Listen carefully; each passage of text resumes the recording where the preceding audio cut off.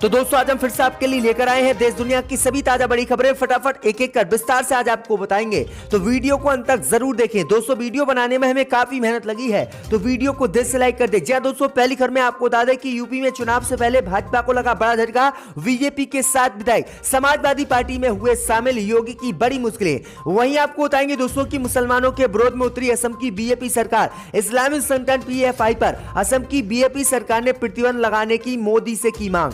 वहीं आपको बताएंगे दोस्तों की दिवाली से पहले अन्य भक्तों को लगा बड़ा झटका। दिवाली से पहले कर्नाटक सहित 9 राज्यों ने आतिशबाजी पर लगाई रोक। वहीं आपको बताएंगे दोस्तों की क्रूज ड्रग्स केस में 27 दिन बाद जेल से रिहा हुए आर्यन खान पहुंची अपने घर, फैंस ने किया जोरदार स्वागत। वहीं आपको बताएंगे दोस्तों की गुजरात में मंदिर में जाने पर दलित परिवार के 6 लोगों की जबरदस्त की अन्य लोगों ने पिटाई, 20 के खिलाफ मामला दर्ज। वहीं आपको बताएंगे दोस्तों की यति नसीमानंद का फिर से विवादित बयान, केंद्र की मोदी सरकार से सभी देश के मदरसों को बंद करने का किया आह्वान। तो दोस्तों सभी खबरों को आपको एक एक कर बताने वाले हैं। वीडियो को लाइक कर चैनल को सब्सक्राइब कर दें और हमें कमेंट में बताएं कि आपके जिले किस राज्य से हमारी खबरों को देख रहे हैं। इसी बीच तो दोस्तों अगली खबर की ओर, तो उत्तर प्रदेश में चुनाव से पहले योगी को लगा बड़ा झटका। 7 विधायक सपा में हुए शामिल। जी दोस्तों आपको बता दें, ये बड़ी खबर सामने निकल कर आई दोस्तों कि उत्तर प्रदेश में अगले साल होने वाले विधानसभा चुनाव से पहले ही बीजेपी को बड़ा झटका लगा है। दरअसल आपको बता दें कि समाजवादी पार्टी ने बसपा और भाजपा को तगड़ा झटका दिया है। दरअसल आपको बता दें कि बसपा के 6 विधायक समाजवादी पार्टी में शामिल हो गए। इसके साथ ही बीजेपी का एक विधायक भी सपा में शामिल हुआ है। लखनऊ में सपा अध्यक्ष अखिलेश यादव की मौजूदगी में ये विधायक सपा में शामिल हुए हैं। इस दौरान अखिलेश यादव ने कहा है कि समाजवादियों का कांग्रेस और बीजेपी के बारे में यही मानना है कि जो कांग्रेस है वही बीजेपी है और जो बीजेपी है वही कांग्रेस है। तो आज बड़ा झटका बीजेपी को यूपी में लगा है। इसी बीच तो दोस्तों अगली खबर की ओर, तो मुसलमानों के विरोध में उतरी असम की बीजेपी सरकार। इस्लामिक संगठन पीएफआई पर प्रतिबंध लगाने की मोदी से की मांग। जी दोस्तों आपको बता दें कि असम की बीजेपी सरकार लगातार मुस्लिम विरोधी होती जा रही है। बीते दिनों असम की बीजेपी सरकार ने सरकारी मदरसों को असम में बंद किया था, जिसके बाद अब असम की बीजेपी सरकार ने इस्लामिक संगठन पीएफआई पर प्रतिबंध लगाने की मोदी सरकार से मांग की है। असम की बीजेपी सरकार ने पीएफआई इस्लामिक संगठन को आतंकवादी संगठन माना है और कहा है कि तत्काल केंद्र की मोदी सरकार असम में पीएफआई पर प्रतिबंध लगाए।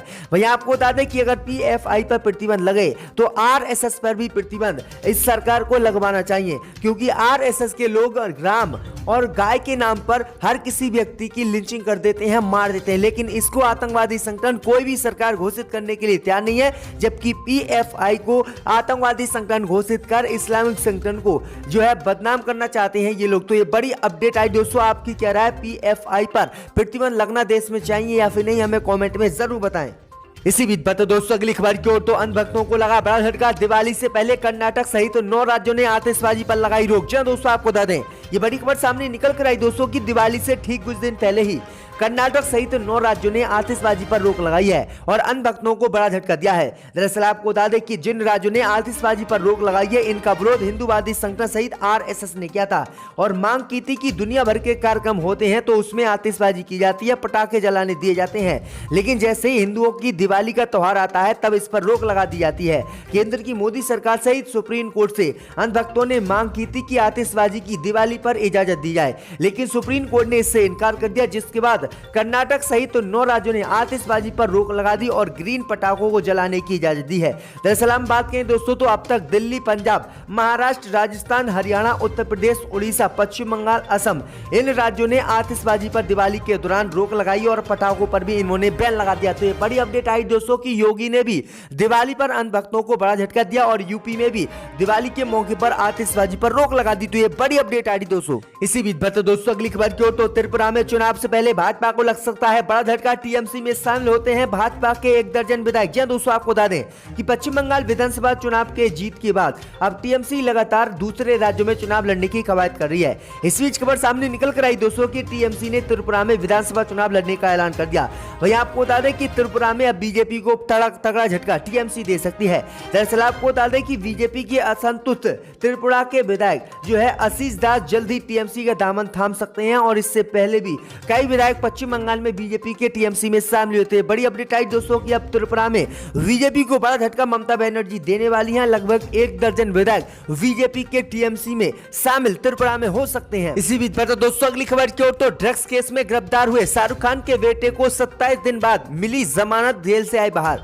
दोस्तों आपको बता दें कि बॉलीवुड स्टार शाहरुख खान के बेटे आर्यन खान आज जमानत पर जेल से रिहा हो गए हैं। वह क्रूज ड्रग्स केस मामले में आर्थर रोड जेल में बंद थे और मामले में गिरफ्तार आर्यन खान 22 दिनों के बाद शनिवार को मुंबई की आर्थर रोड जेल से रिहा किए गए हैं। अभिनेता शाहरुख खान के बेटे आर्यन सुबह 11 बजे के कुछ देर बाद ही जेल से बाहर आए। एक दिन पहले ही विशेष अदालत ने उन्हें सशर्त जमानत प्रदान की थी। तो ये बड़ी अपडेट आ रही है दोस्तों। इसी बीच पर दोस्तों अगली खबर की ओर तो स्वामी नरसिम्हानंद का विवादित बयान, मदरसों को मोदी सरकार से बंद करने की भारत में की अपील। दोस्तों आपको बता दें ये बड़ी खबर सामने निकल कर आई दोस्तों कि हर समय मुसलमानों के खिलाफ जहर उगलने वाले स्वामी नरसिम्हानंद गिरी ने एक बार फिर से विवादित बयान दिया है।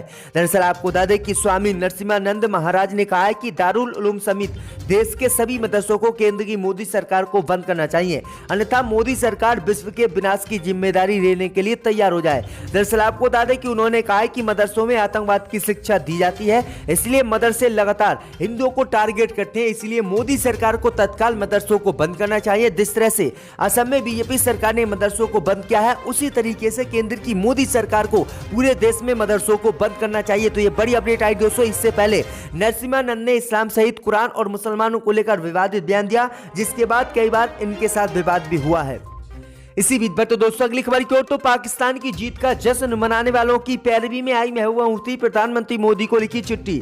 दोस्तों आपको बता दें कि T20 विश्व कप में भारत पर पाकिस्तान की जीत का जश्न मनाने के आरोप में आगरा में गिरफ्तार किए गए 3 कश्मीरी छात्रों पर हुए एक्शन को लेकर जम्मू कश्मीर की पूर्व मुख्यमंत्री महबूबा मुफ्ती ने प्रधानमंत्री नरेंद्र मोदी को पत्र लिखा है। शनिवार को लिखे अपने पत्र में उन्होंने कहा है कि मैं आपसे हस्तक्षेप करने का अनुरोध करती हूँ ताकि इन युवाओं का भविष्य नष्ट ना हो। पत्र में महबूबा मुफ्ती ने कहा है कि मैं आपको जम्मू एवं कश्मीर की खतरनाक स्थिति के बारे में गहरी निराशा और चिंता के साथ लिख रही हूं। अभी कुछ समय पहले ही जब आपने दिल्ली में एक सर्वदलीय बैठक की अध्यक्षता की थी तो आपने दिल्ली और जम्मू कश्मीर के बीच दिल की दूरी को हटाने का इरादा व्यक्त किया था। महबूबा मुफ्ती ने कहा है कि अध्यक्ष के रूप में उन्होंने कुछ विश्वास निर्माण किया, इसलिए जिन कश्मीरी छात्रों ने पाकिस्तान की जीत पर जश्न मनाया है और उन्हें उत्तर प्रदेश में बीजेपी सरकार ने गिरफ्तार करवाया है, प्रधानमंत्री मोदी इसमें हस्तक्षेप करें और तत्काल उनको रिहा कराएं। तो ये बड़ी अपडेट आ रही दोस्तों। इसी बीच पर तो दोस्तों अगली खबर की ओर तो गोवा में बीजेपी पर भड़के राहुल गांधी, कहा नफरत के अलावा और कुछ नहीं। दोस्तों आपको बता दें कि गोवा में अगले साल होने वाले विधानसभा चुनाव को लेकर कांग्रेस के पूर्व अध्यक्ष राहुल गांधी शनिवार को गोवा पहुंचे। कांग्रेस नेता ने वेलसाओ में मछुआरा समुदाय के सदस्यों के साथ बातचीत की। मछुआरा समुदाय को संबोधित करते हुए राहुल गांधी ने कहा कि बीजेपी की नफरत, गुस्से और विभाजन पर हमारी प्रतिक्रिया प्रेम और स्नेह है। उन्होंने पेट्रोल डीजल के बढ़ते दामों को लेकर भी केंद्र की मोदी सरकार पर हमला बोला। राहुल गांधी ने कहा कि जब यूपीए सरकार सत्ता में थी तब पेट्रोल के इंटरनेशनल दाम $140 प्रति बैरल पहुंच गए थे।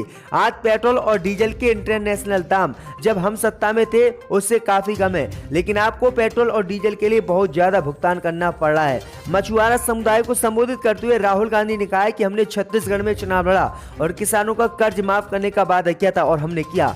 आप पंजाब कर्नाटक में भी जाकर इसकी पुष्टि कर सकते हैं। हमारे घोषणा पत्र में जो कुछ भी होता है वह हम गारंटी से करते हैं। तो ये बड़ी अपडेट आई दोस्तों। राहुल गांधी ने ये बड़ी बात कही। अब देखते हैं कि कितनी बीजेपी को चुनाव में शिकस्त गोवा में मिलती है।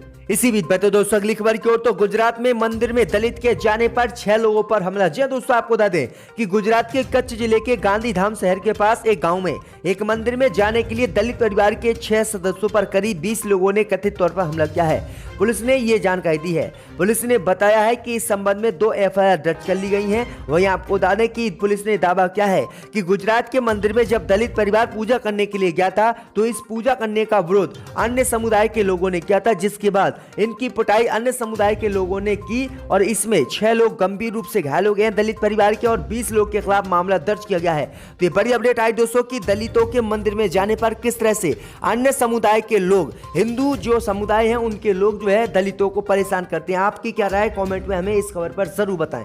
इसी बीच पर तो दोस्तों अगली खबर की ओर तो आरएसएस बोली धर्म बदलने के लिए करनी चाहिए देश के लोगों को घोषणा, धर्मांतरण को रोकना बहुत जरूरी है। दोस्तों आपको बता दें कि आरएसएस के विस्तार को लेकर संघ के सरकार्यवाहक दत्तोद हौसरवाल ने शनिवार को एक बड़ा ऐलान किया है।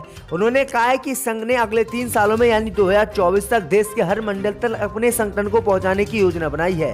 कर्नाटक के धारवाड़ में चल रहे संघ के अखिल भारतीय कार्यकारी मंडल की बैठक के तीसरे दिन और अंतिम दिन मीडिया से बातचीत करते हुए उन्होंने कहा है कि 2025 में आरएसएस को 100 वर्ष पूरे होने वाले हैं और आरएसएस अब इस 100 वर्ष पूरे होने के बाद देश में यह काम करना चाहती है कि जो व्यक्ति भी हिंदू धर्म को छोड़कर अन्य धर्म को अपना रहे हैं उसे आरएसएस रोकेगी और धर्मांतरण नहीं करेगी। वहीं आरएसएस ने कहा है कि जो लोग धर्म बदल रहे हैं उन्हें घोषणा पहले करनी चाहिए। तो यह बड़ी अपडेट आई दोस्तों की धर्मांतरण से बुरी तरह से आरएसएस और बीजेपी डरे हुए हैं। यहाँ बैठा था वो अक्लमंद जानते हैं, मगर मैं दोहराना नहीं चाहता। मैंने ये भी देखा था 2000